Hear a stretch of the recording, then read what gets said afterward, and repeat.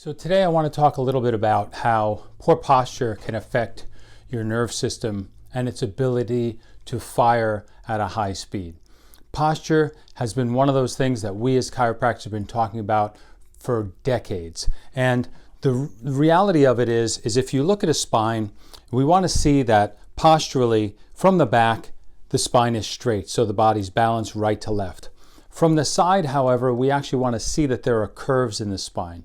And so the most prevalent postural pattern that I see in my office and that we've seen here now for years is something called forward head position, or FHP for short. Forward head position is something that we see with people who text a lot, with people who work on computers or sit at a desk a lot. But generally speaking, it's one of those epidemics that we experience quite a bit of in the chiropractic field.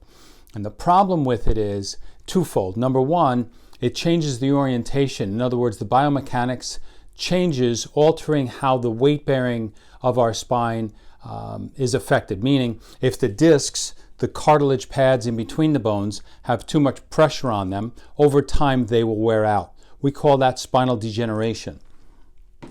Spinal degeneration is something that occurs when imbalance is there too long. So the weight-bearing problems put structural damage on the discs, and the discs will eventually wear out. And then they'll look like this.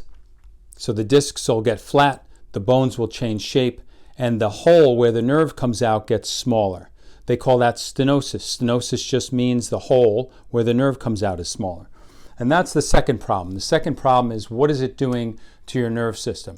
When you have poor posture and poor alignment, a couple of things happen. Number one, we're putting pressure on delicate nerve roots, but number two, we're stretching the spinal cord as well. When the curve exists, and this is called lordosis, when this curve exists, ideally supposed to be around 36 degrees as a radius of an arc. If it exists, the spinal cord in the back, inside the spine, is relaxed. When we lose the curve, watch what happens now. The spinal cord itself inside the spine stretches. When that happens, it pulls the brainstem through the skull opening, called the foramen magnum, which is a fancy term for big hole. That's Latin for big hole. The brainstem gets pulled down and the spinal cord gets yoked. It's kind of like if you took a banana. If you took a banana and you straightened it out physically, what would happen to the fruit inside? Exactly, it would get smushed. The spinal cord happens to do the same thing. The problem is it doesn't smush, it stretches and it compresses. And when that happens, it creates pathological messages, meaning the messages from your brain to your body become affected. Over time, it could lead to decreased output, decreased energy, decreased health, and decreased vitality. So we want to make sure that we have good posture and good alignment. If you're not sure you have it, well, we'd be happy to check you, and the way we check it is by x-ray. The only way you can tell is by x-ray. We have a high-tech digital x-ray here at Berardis Family Chiropractic, and usually we do something very advanced with our x-rays if we need to, called motion studies.